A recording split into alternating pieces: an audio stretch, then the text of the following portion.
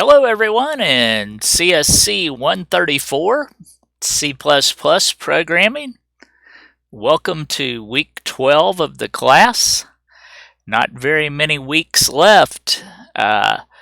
We'll be finishing up Module 6 this week on arrays and vectors. Mostly good news tonight or this week. Vectors are a lot easier to use than arrays. Much easier. Now, just keep in mind that vectors are not really something that's built into C++. There's what we call the STL, which stands for Standard Template Library.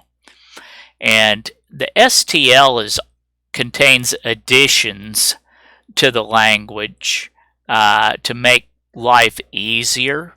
The STL is written by programmers. It's just not part of the ANSI C++ standard. Okay? You remember last week I showed you the algorithms library. That's another example of something that's been created by programmers to make their life easier with C++. Well, the standard template library is along the same lines. It was created to make life easier because honestly dealing with arrays is time consuming and they're a little bit clunky.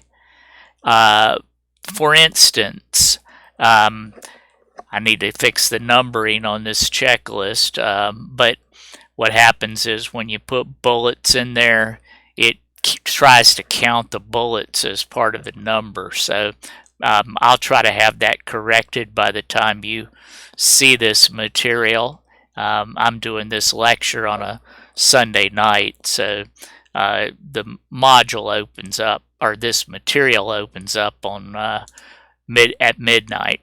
So anyway, although we didn't discuss it last week, once you create an array, its size cannot be changed. And that is a big deal when you're writing programs because we don't often know in advance how many things we're going to need to process. I mean, it can vary.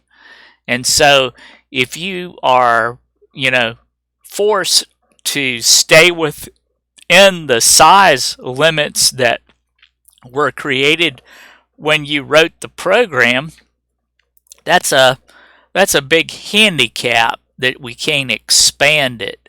Once you run beyond the size that you've set up for the array, the only thing you can do in your program would be to create a brand new array that was larger than the existing one and then use some kind of for loop to copy everything from the old array into the new array.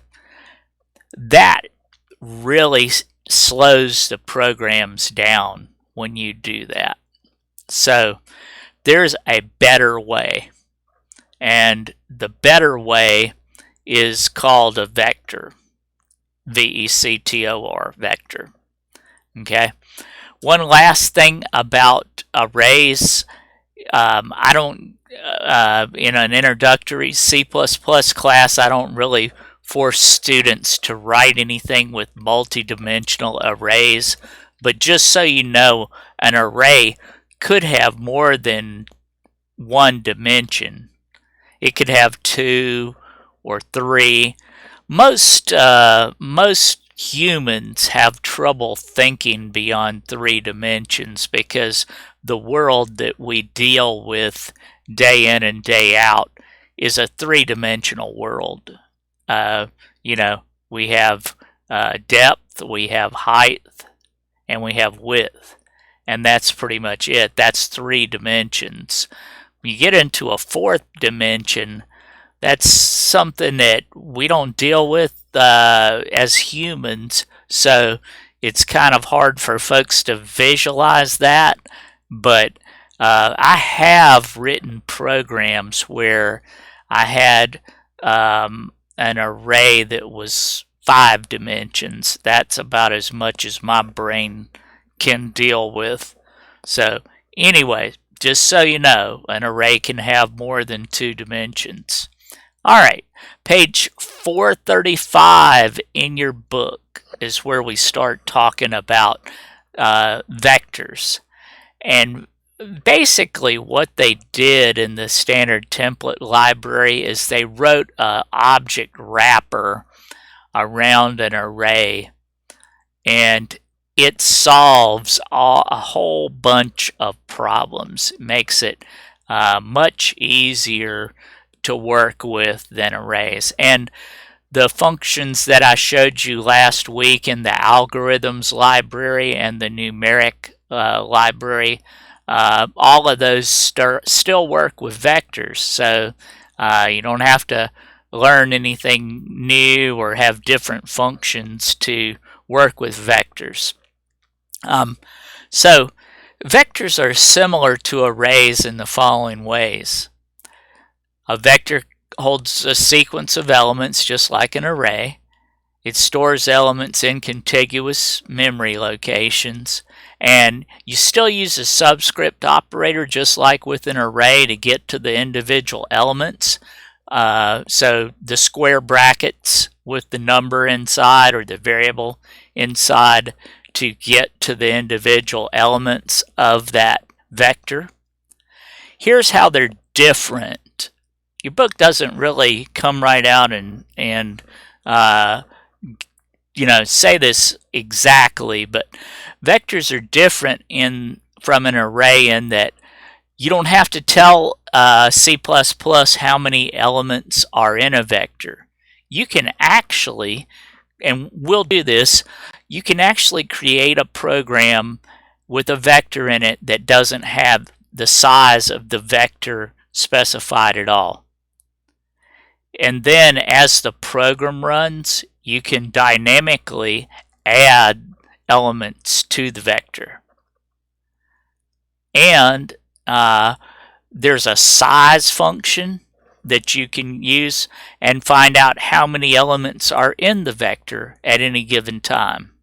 So that's a lot of nice things about the standard template library vector. Okay, so here's the way that you declare a vector. I've never quite gotten used to the less than, greater than way of declaring things, but this is what you do to create a vector. Okay, now you tell it it's a vector, and then you have to tell C++ what type of information that vector will hold. But you notice right here, we didn't give it a size. We didn't say a size at all. It can automatically increase its size as we add stuff to it.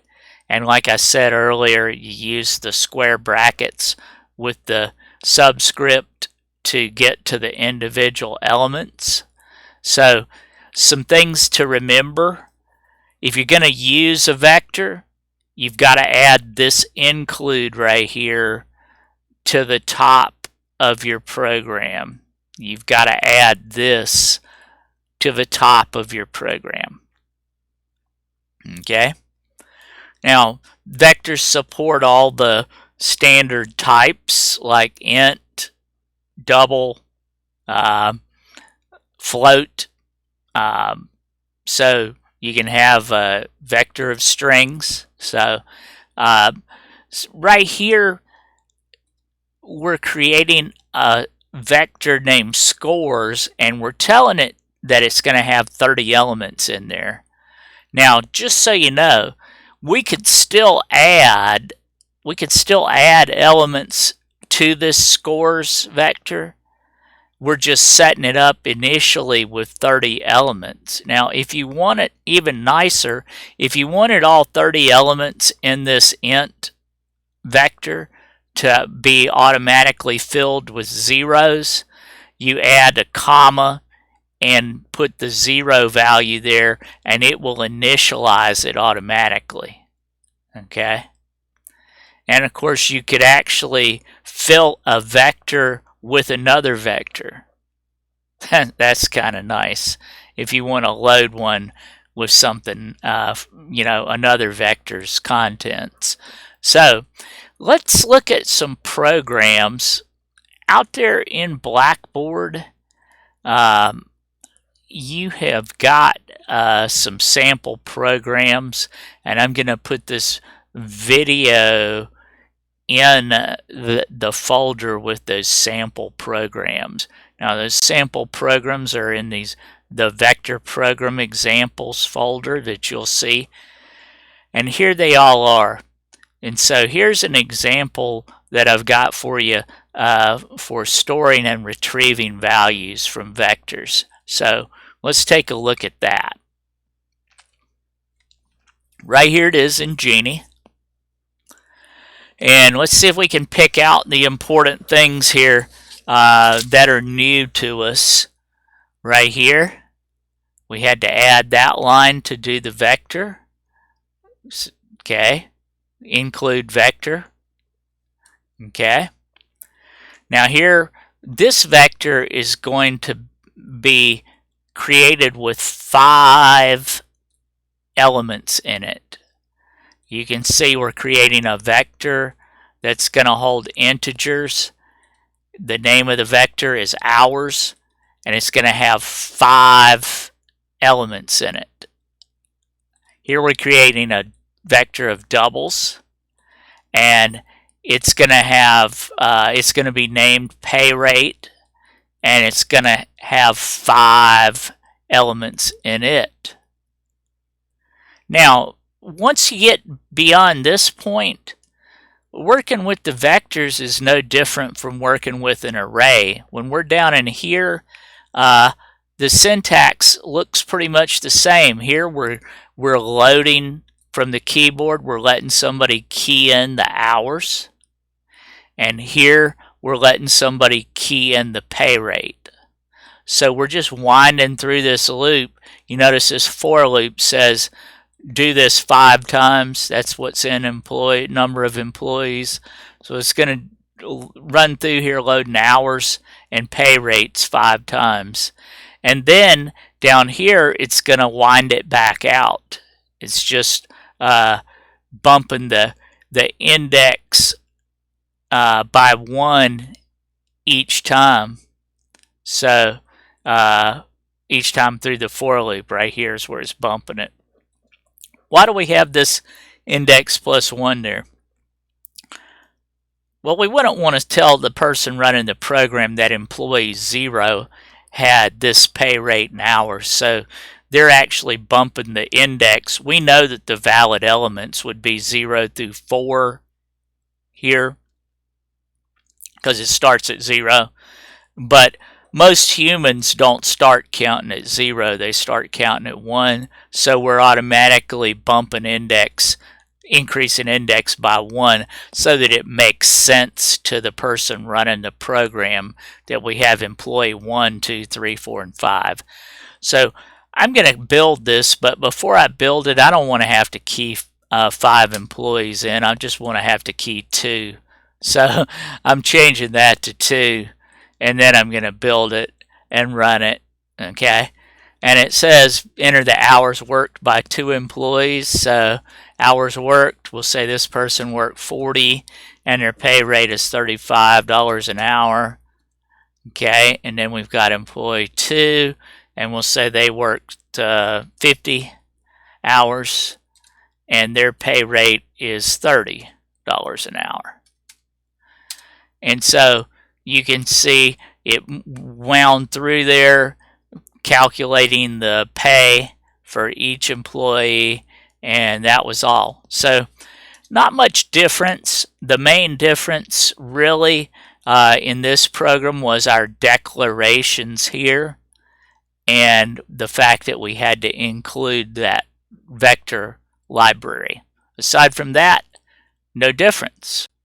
So moving along the same path here, here's the next example, and this is using a range-based for loop right here.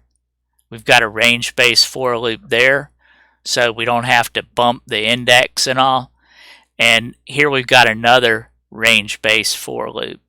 Now, you may remember when you're using a range-based for loop with an array or a vector, if you're going to change something, inside this numbers array or vector, if you're going to change something, you've got to use this reference symbol in front of the loop variable here. If you leave that ampersand off, you can't change it. Okay? Down here, all we're doing is winding things out. We're not changing anything in this loop, so there's no ampersand in front of val. Okay? And val, again, is just the variable that's going to get the next element each time through the loop. And again, I don't want to have to enter 5 things, so I'm going to just do 2 and build this so you can see how it works. It says enter an integer value, so we're going to have to do this twice. So 20 and 40, and you can see here are the values that you entered, 20 and 40. No big deal. Range-based for loops work exactly the same as they did with arrays, even down to the putting the ampersand there if you want to change something. Okay. Now here we're creating a vector. This is new to us this week. This is new to us this week. Okay, but we've already talked about those things. So you can see range-based for loop, no big deal. No big deal. Okay, let's look at the next example here. Now this one demonstrates a couple things. Number one, okay, we're still using vectors, so we're including the vector library. Here's our function prototype. Okay, you can see that we're passing a vector of ints in, okay, to that function. Okay, and down here is the actual definition of that show values function. Okay, now something to point out here. If you look, did we say how big values is? We didn't. We're not telling C++ how big that vector named values is. We're just telling C++ that there's going to be one. Okay?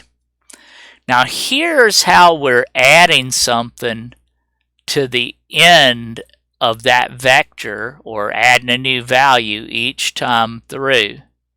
Pushback.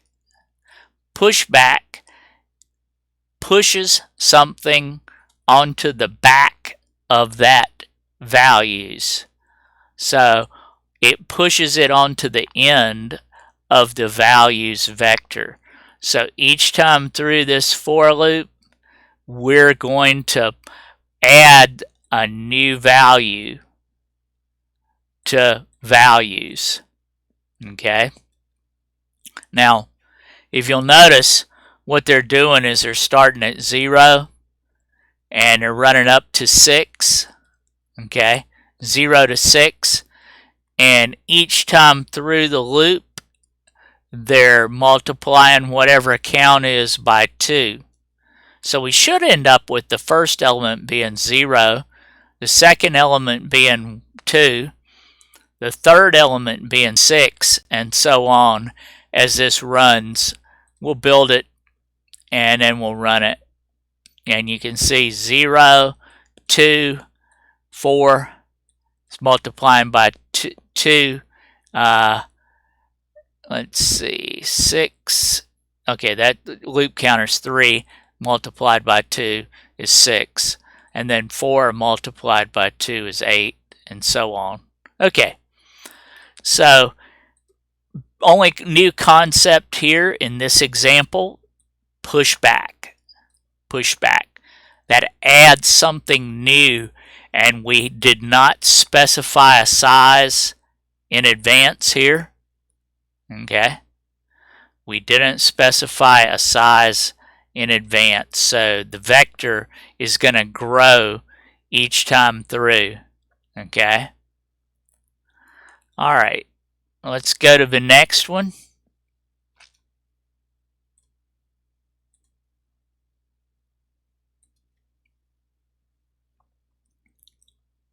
Right there it is. I added a little stuff to this just so you can see what's going on.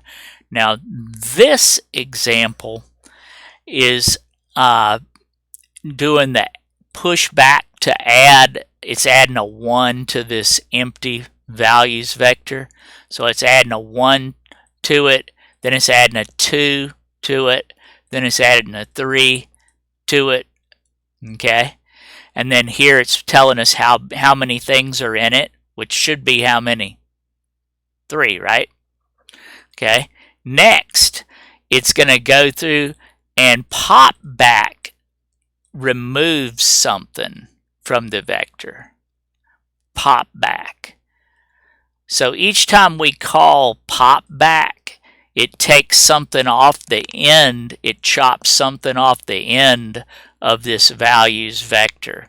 So if we had 3 things on it and we call pop back once, that leaves us with 2 things on it. And I added these 2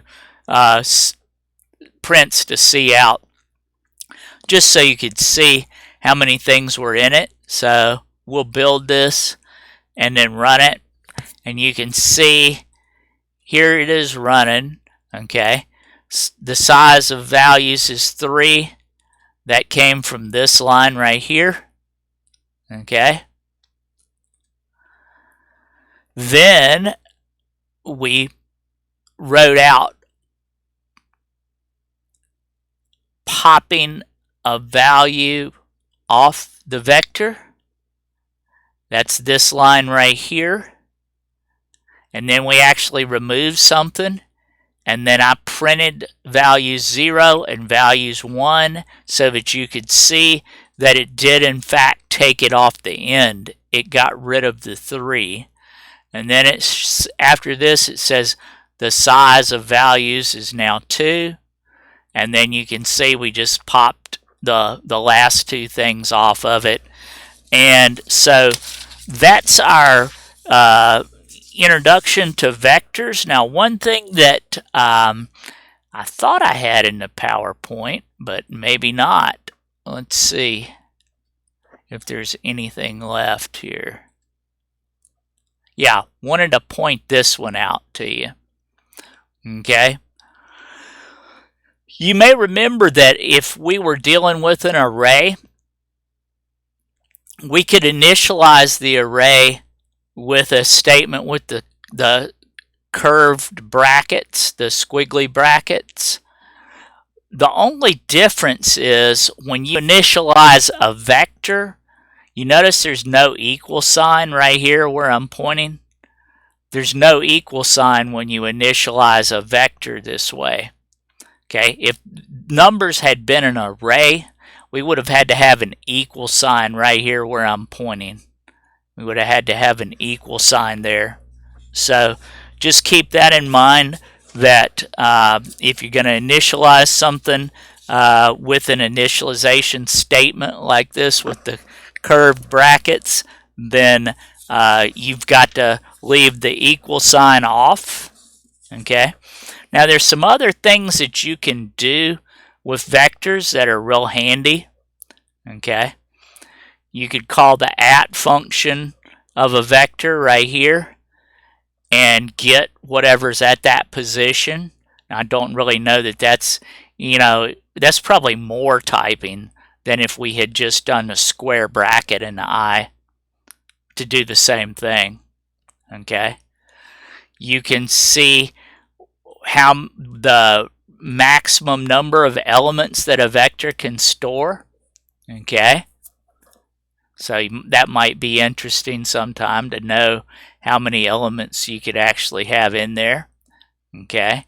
You can reverse. That's pretty nice. A reverse sort of a vector. So reverse the order of things in there. Here's one that's definitely nice. You can resize a vector. Okay. Resize it to be 5, and any new elements that are added or automatically have a 0 plugged in there if it's if that's what we put there. And then you can swap one vector to another vector. So that's a pretty neat set of things that you can do with the vector. You don't have a new project this week. The one from last week is time consuming enough. Also, the exam that's going to be available, the exam does not have a programming component to it, although you may want to test some of the code that's in the exam in Genie. You don't have to write a program for the exam. So you've got the code lab to finish up, and you've got the project from last week that's using the arrays to analyze rainfall totals. And then in here, the module 6 exam, you can see, will open up tonight at midnight. So don't forget the code lab. So that's everything for this week. Like I said, mostly good things. Vectors are a lot easier to work with than arrays. So good luck this week. Be sure to email or give me a call or something if there's a question I can answer for you. And we'll be starting a new module next week. So that'll be module 7. So stay healthy and take care of yourselves. Good luck.